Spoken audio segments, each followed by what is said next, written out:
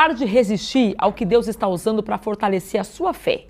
Ouça, muitas vezes Deus usa justamente aquilo que você quer evitar para transformar você na pessoa que Ele planejou que você fosse. Eu que o diga. Deus usa o que nós queremos evitar para nos transformar. E muitos de nós estamos sendo resistentes ao processo de Deus, ao que Ele está fazendo, ao que Ele está permitindo. Porque muitas vezes queremos evitar situações difíceis, desafios ou até mesmo, gente, dores que surgem no caminho.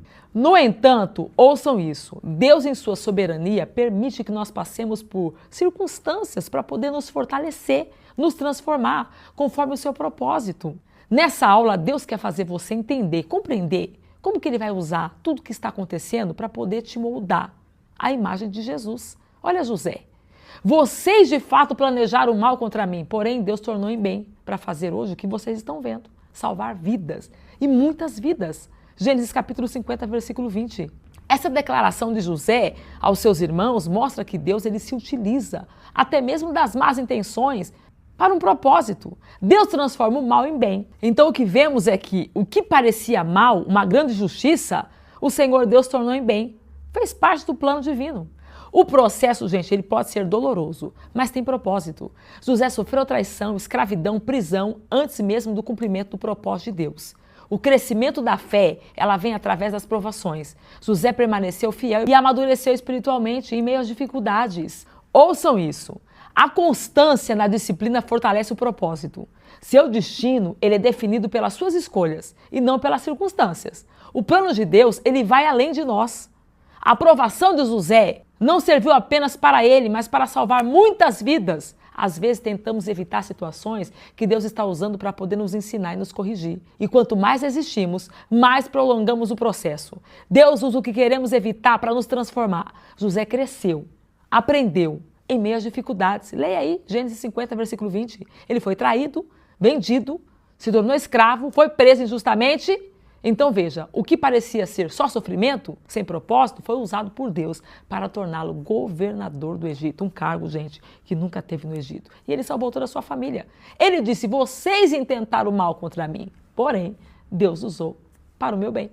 Porque o caminho que Deus vai usar vai te preparar. Existe um propósito nesse processo que você está. Qual? Nos transformar. Não é simplesmente fazer você passar por prova. A prova produz perseverança, maturidade espiritual. Hebreus capítulo 12, versículo 11. A disciplina do Senhor no momento parece dolorosa, mas produz justiça e paz. Olha Paulo com o espinho na carne, 2 Coríntios capítulo 12, versículo 7 a 12. Paulo entendeu que se Deus removesse o espinho na carne, ele poderia não ser quem ele era. Ele precisou viver com aquele espinho. Por quê? O poder de Deus se aperfeiçoou na fraqueza. Eu vim lhe dizer que você precisa parar de ser vítima da sua própria vida. Não permita sentimento de comiseração. Você é maior que esse problema. Você é mais forte que essa dor. O que você carrega é mais poderoso do que qualquer circunstância que está contra você. Você precisa amadurecer.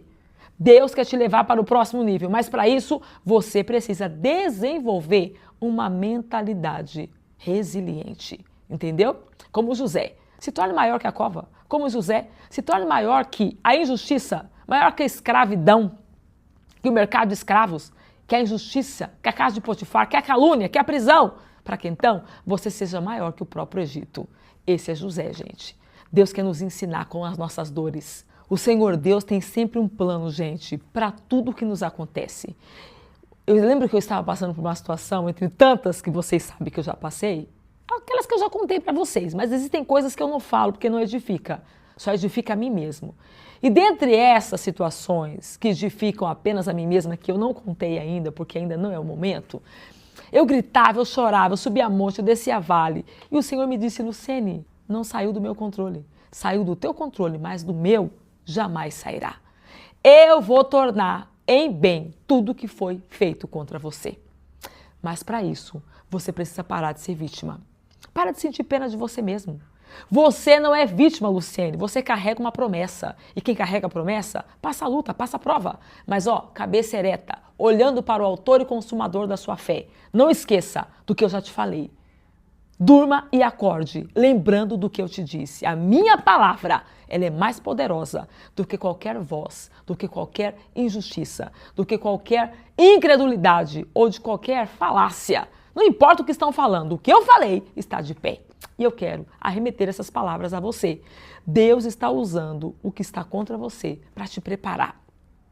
Você nunca parou para perguntar? Por que Deus permitiu Saul perseguir tanto Davi? Não foi Deus que mandou o profeta Samuel ir lá na casa de Jessé e ungir Davi? E por que Deus permitiu que tantos anos de luta na vida de Davi? Que perseguição insana, gente. Por que Deus permitiu Saul perseguir Davi daquele jeito?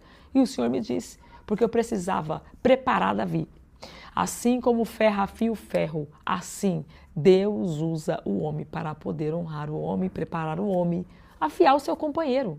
Eu não sei se a sua luta é em casa, no trabalho, na igreja, na escola, eu não sei o que você está passando, mas essa aula de hoje é preparatória. Você está sendo moldado, forjado para algo muito grande. Então pare de perguntar, por que, Senhor? Por que? Não, mas para quê? O que o Senhor quer me ensinar?